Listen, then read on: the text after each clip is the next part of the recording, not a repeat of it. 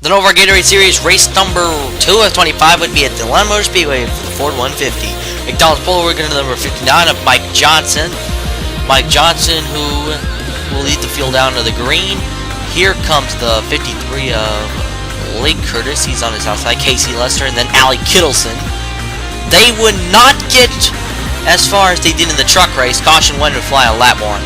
Just about when they get into turn number 2. Allie Thompson, who was subbing in for Amber Richardson, who was suspended, doesn't get the karma the way that she wants to, and causes a wreck. However, unlike the Daytona mayhem, it was a accidental. Here is Barry Hunivo's respective view. He attempted, I believe, Greenville, but failed qualify. But there he goes. He is involved. Aaron Fisher, who was contender at Daytona before being crashed out, was involved. Mike Johnson, the 59, was leader. Caution 2, lap 8.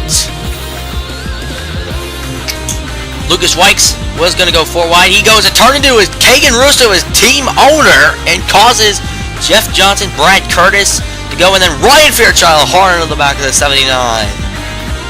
All 4 cars would go out. All 5 would be out of the race. Another incident happened in the tri-oval. John Porter tries to turn Steve Johnson, turns himself around along with Dylan Wally's collected. The 80 would soldier on. Jack Henderson into the 33. He would be the leader on the restart. And Allie Kittleson's in second. As here comes Alan Krosick. Krosick will actually try to go under the 2 after 22. However, they would not go as far as they did with caution 3, lap 14. Looks like Brian Curtis turns Shane Truex into Steve Johnson. Johnson spins and gets clobbered by the 80. The 80 would go out, and I'm not sure about the fate of the 25. Christopher Bennett in the 06 would be the race leader. Bennett who was a contender at Daytona before crashing out. Colin White in the 70. Cody White's younger brother, he's in second.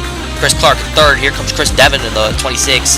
There was an incident on lap 25 that didn't bring out the yellow. Chris Clark gets pinched by the 53 and 70.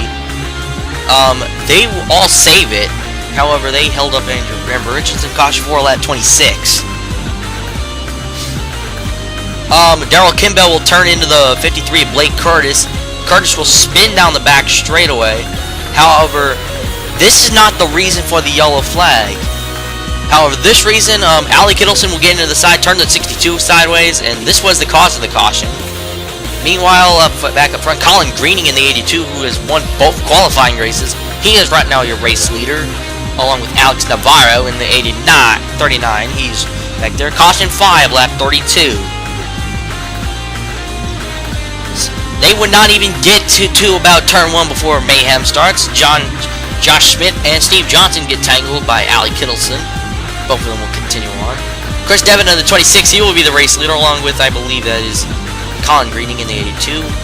However, unlike the last few, they actually have a green flag along. Caution 6 would not fly on lap 54. Brad Waltz gets turned by Colin Greening, and the 2 of Ian Lee Krosick gets collected. The 82 decides to do a favor, just nudge 77 back underway. Here, Blake Curtis, who was spun out in lap 26, he was the race leader. However, they would go until lap 69, where caution 7 would fly.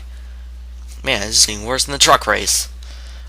Brandon Green, he will try to take Casey Lester off Kyle Hikes, turns into the 15, puts the 15 in the wall, and what's worse, he takes out his teammate Brian Curtis.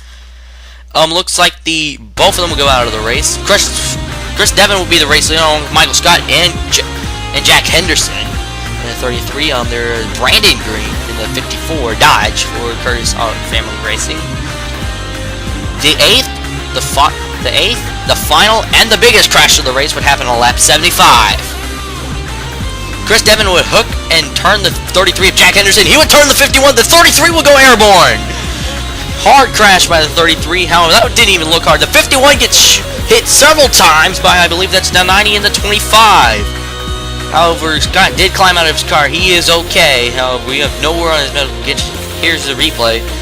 Henderson turns him. He turns into the outside while hard. The 33 gets airborne. And as he gets hit by Aaron Fisher, then into the 32 by Austin Bennett, and then in the 25. The hit that appeared to be the hardest was when I believe Austin Bennett hit the back of it. Brandon Curtis in the 54, he was the race leader there. Darrell Kimball. Oh wait, I forgot. The ninth caution on lap 83. This was the final one. Alex Navarro, he would get turned by Blake Curtis. This would, and then the double zero will hit the side of the 53, roll it over. You saw Mick Stanton, the Daytona winner, spun out there. The 53 would roll continuously down the back straightaway. The 53 would go out of the race, I think. Daryl Kimball in the 88 for DM Developmental. He was the race leader. Colin Greening in the 82 on his, who didn't get a good start. Casey Lester trying to make a pass. The race, Kimball will dominate the final laps until Chris Clark would charge it up to the final laps. Yeah, he comes onto the inside, passes the 88.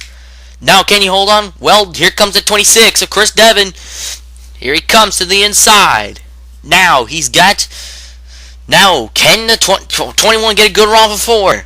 The outside line was the preferred line in some cases, but looks like it's not going to be the case tonight. Chris Devon will come home and win his first race of the season in Atlanta.